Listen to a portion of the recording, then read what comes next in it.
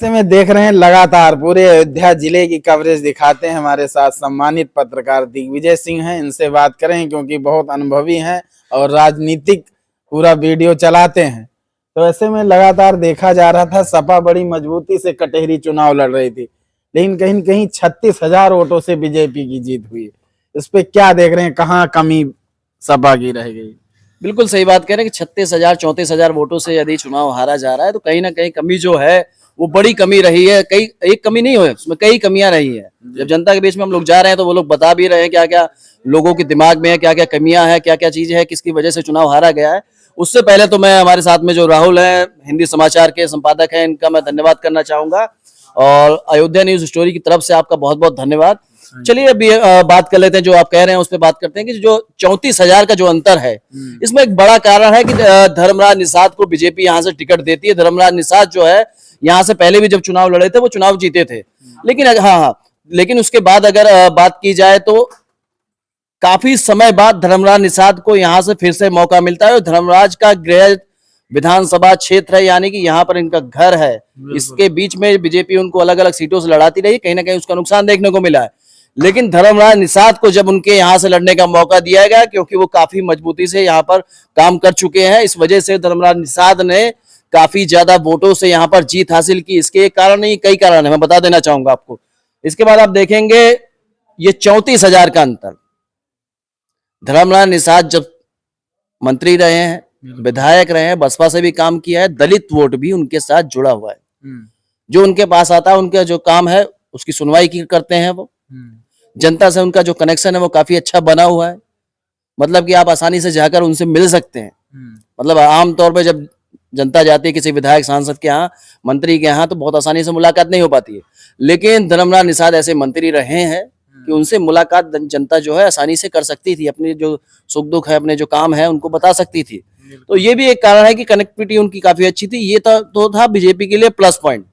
उसके बाद वहां पर आप देखेंगे बीजेपी की तरफ से खब्बू तिवारी, पूर्वांचल का एक बड़ा चेहरा, अयोध्या गोसाईगंज के विधायक रहे हैं, वो भी वहां पर आपको दिखाई देते हैं, लगातार प्रचार करते हैं। ये भी कारण है कि कहीं ना कहीं जो ब्राह्मण वोट लोग सोच रहे थे कटता हुआ दिखाई दे रहा है, समाजवादी भी ब्राह्मण वोट को साधने का प्रयास करती है। 500 ब्राह्मणों के साथ बैठ के लालजी वर्मा एक मीटिंग करते हैं कि किसी तरीके से जो सिस्टम बना लिया जाए।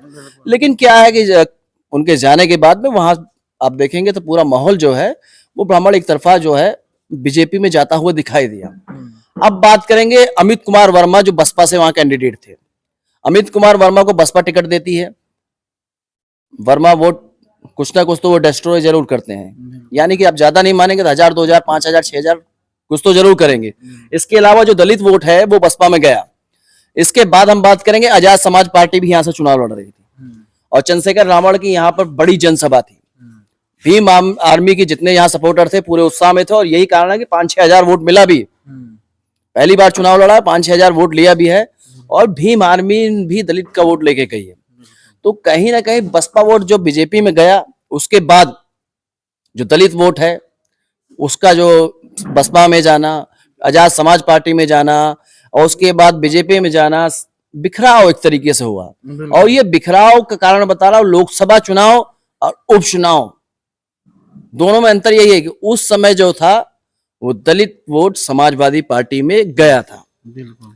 लेकिन जिस तरीके से चंद्रशेखर रावण, मायावती, बहुजन समाज पार्टी को समाजवादी की तरफ से बहुत हल्के में लाइटली लिया गया कि हमें दलित वोट आसानी से मिल जाएगा, कहीं ना कहीं जब आप मायावती को या चंद्रशेखर रावण को, भीम आर्मी को आप हल्के में अगर लेंगे, वो भी अंबेडकर नगर सीट जहां पर दलित वोट काफी ज्यादा है, तो आपको नुकसान होगा।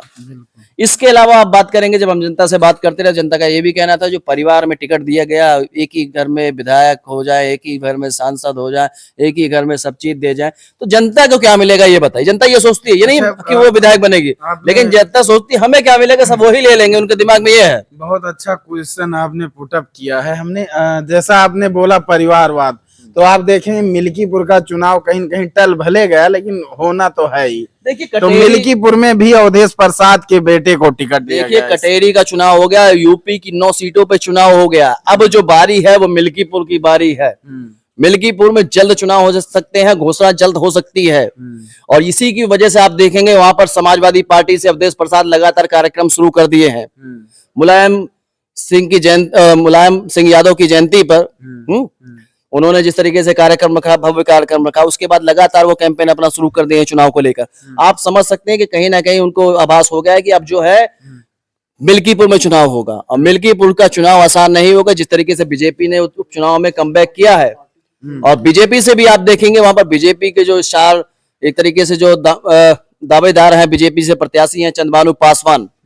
चंद्रभानु पासवान का भी आप देखेंगे लगातार जब से चुनाव का पता लगा, जिस तरीके से उन्होंने वो मैदान में आए, उसके बाद में जिस तरीके से उनकी चर्चा तेज हुई, दिल्ली में भी लखनऊ में उनकी बात तेज हुई कि चंद्रभानु पासवान को बीजेपी से जो है टिकट मिल सकता है। ऐसे में दलित वोट भी उनके साथ में जाता हुआ दिखाई दे रहा है, पासी वोट भी उनके साथ में जाता हुआ दिखाई दे रहा है। दोनों ही प्रत्याशी, चंद्रभानु पासवान की बात की जाए या समाजवादी पार्टी से अजीत प्रसाद की बात, या दोनों लोग ही मिल्कीपुर में बहुत तेजी से जनता के बीच में चल रहे हैं, क्योंकि अगला चुनाव जो होगा वो मिल्कीपुर में होगा और जनता भी ये जान रही है। ऐसा हमने देखा कि अभी वहां पर जब कटहरी में अखिलेश यादव की जनसभा थी, हमने देखा तमाम विधायक आए थे, अलग अलग जिले के सांसद आए थे, और बगल नजदीकी का अयोध्या से सांसद अवधेश प्रसाद समाजवादी पार्टी के जिला राष्ट्रीय महासचिव भी बनाए गए, ऐसा कुछ बनाए गए हैं, एक पद है उनका, लेकिन वो एक दिन भी कटहरी में नजर नहीं आए। ऐसा क्या हुआ? देखिए यही चीज जो है ये जनता भी नहीं समझ पाई। हम लोग वहाँ कवरेज कर रहे थे, हमारे अयोध्या न्यूज स्टोरी पे आप लोग देखेंगे। ये चीज जो जनता भी नहीं समझ पाई कि स्टार प्रचारक रहे अवधेश प्रसाद, जिन्होंने अयोध्या में लोकसभा सीट को जीतने का काम किया, वही लालजी वर्मा जब चुनाव लड़ रहे हैं, एक बड़ा नेता आप कह सकते हैं अम्बेडकर नगर में, तो उनके चुनाव में अवधेश प्रसाद नजर नहीं आ रहे, कोई कैंपेन में नजर नहीं आ रहे, किसी जनसभा में नजर नहीं आ रहे, किसी कार्यक्रम में नजर नहीं आ रहे। और उसके बाद आप जानेंगे कटहरी में जो दलित वोट ज्यादा है, उसके बाद भी बिल्कुल दलित वोट ज्यादा है वहां पर, उनके जाने से प्रभाव वहां पड़ सकता था। लेकिन अनुसूचित जाति की अगर बात की जाए तो काफी ज्यादा वोट है वहां पर, लेकिन क्यों नहीं नजर आए, क्या बात है, क्या चक्कर है, ये समझने की बात है। तो ब्राह्मणों के लीडर सब वहां पर मौजूद थे। ऐसा कहें कि बीजेपी के जितने भी लीडर थे सब, 1 मिनट चुप हो जाइए, उसमें सब रिकॉर्ड होता है। पीछे से बोल रहे हो, काटे हो, बंद किए हो, नहीं होगा, कॉलेज के है कि नहीं, काट दिया ना आप लोग, हैं? बंद कर दिया यार।